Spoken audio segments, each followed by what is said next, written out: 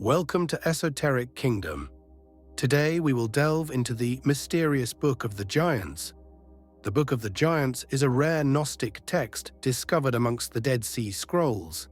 Since its discovery, the initial text has been translated multiple times, with each scholar making commentaries on the missing or obscure fragments. The fragmentary nature of these ancient writings has posed significant challenges to those seeking to understand their complete message. In the age before the Great Deluge, 200 celestial watchers defied the order of heaven and descended to the mortal realm. These watchers, called Irin in Aramaic, meaning those who watch, had once been guardians on high, but pride and lust drew them downwards. Traditions hold that they had been chained in the heavenly prisons after an ancient war, yet they broke free of their bonds and slipped down to earth in the days of Enoch. There, amongst the children of men, they gazed upon the daughters of humanity and were enraptured by their beauty. Sworn to an oath together, the Watchers took these women as wives, forsaking their heavenly estate and defiling themselves with the daughters of men. Genesis 6:2. By them the women conceived and bore offspring of immense stature and strength, a hybrid race of giants known as the Nephilim. Through this union of spirit and flesh, a generation of mighty beings came into the world, giants who were the sons of the Watchers and in whom burned the insatiable energies of their fallen angelic sires. Under the leadership of their chiefs, such as Shemihazar, called Shamizad in later Manichaean lore, and others like Azael, Azazel, these Watchers and their progeny established a reign of tyrannical terror over the earth. The giants, towering above ordinary men, wielded great strength and cunning. Their fathers, once benevolent instructors of humankind, now corrupted the ancient teachings. They revealed the holy secrets of heaven to their mortal wives and children, secrets of magic, of war, of ornament and weaponry, mysteries that mankind was never meant to know. Under this dark tutelage, civilization itself became twisted. The giants and their angelic fathers soon engaged in destructive and grossly immoral actions which devastated humanity. All the world became filled with violence and depravity, and sin was great on the earth in those days. Unburdened by conscience, the giants began to oppress all living things. Being enormous in size and appetite, they consumed the fruits of human toil until nothing was left.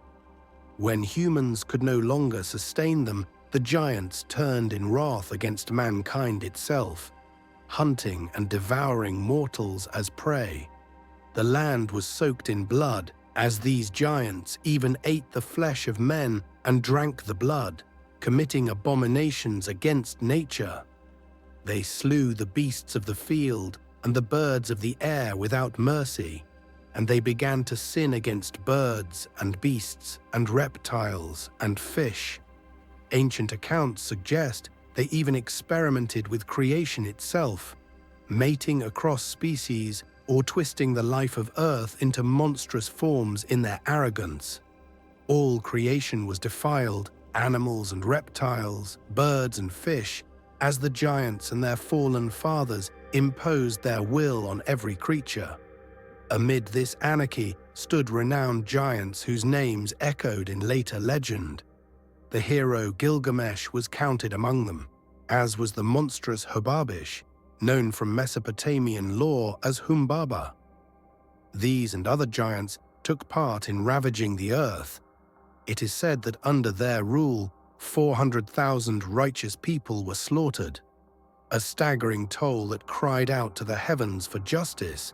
So terrible was their might that one giant, Ohia, called Sam in the Eastern texts, a son of Shemihazar, even dared to challenge the primordial sea dragon Leviathan, engaging that great monster in battle. The giants believed no force could check their power. They boasted of war and conquest, having even subdued monstrous beasts of the deep. Yet despite these boasts, the oppression of the giants could not continue unchecked. The anguished earth itself laid accusation against the lawless ones, and the cries of the innocent ascended to the throne of God. Watching these horrors unfold, the righteous Enoch, seventh from Adam, a sage and scribe of divine truth, was deeply troubled. Enoch walked with God and had not succumbed to corruption. He witnessed how humanity was ensnared by the despotic giants and how the Watchers led them astray with forbidden arts. According to ancient sources, Enoch was distressed and petitioned God on behalf of the earth. In response, the Most High decided to act. Even as he prepared punishment for the rebels, God, in his long-suffering mercy, resolved to warn the Watchers and their gigantic sons, granting them one last chance to repent. The method of this warning was remarkable. The fallen angels and giants would receive prophetic dreams to foreshadow their doom, that they might turn from their evil ways before it was too late. Amidst this chaos, Enoch, a righteous man and a scribe of divine wisdom, was chosen by the Creator to serve as an intermediary between heaven and earth. Enoch was tasked with delivering a message of judgment to the Watchers and their offspring. Enoch ascended to the heavenly realms, where he stood before the throne of the Almighty and received revelations of the impending doom that awaited the rebellious angels and their progeny. His warnings were dire. The Watchers would be bound and cast into the abyss, and their giant offspring would be destroyed in a great deluge that would cleanse the earth of their corruption. Despite these warnings, the Watchers and their children continued in their wickedness, blinded by their hubris and the illusion of invincibility. As the appointed time drew near, the heavens wept, and the earth trembled in anticipation of the coming judgment. The floodgates of the sky were opened, and the fountains of the deep burst forth, unleashing a cataclysmic deluge that swept across the world. The giants, once mighty and feared, were powerless against the wrath of the elements. They perished in the flood, their cries of despair echoing through the torrents as the waters rose to cover the highest peaks. In the aftermath of the deluge, the earth was renewed, cleansed of the corruption that had once plagued it.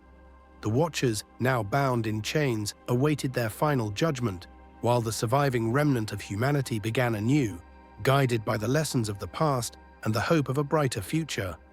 Yet the story of the giants did not end with their physical destruction. According to the revelations given to Enoch, the spirits of the giants, born of both flesh and spirit, would continue to roam the earth as disembodied entities. These spirits, restless and tormented, would become known as evil spirits or demons, haunting the world and influencing the hearts of men. Their presence would serve as a constant reminder of the consequences of defying the divine order and the enduring struggle between light and darkness. The tale of the giants, the Book of Giants, offers a cautionary reminder of the perils of hubris and the importance of maintaining harmony between the celestial and terrestrial realms. It is a story of redemption and renewal, of the eternal quest for balance and understanding in a world where the boundaries between the seen and unseen are ever shifting.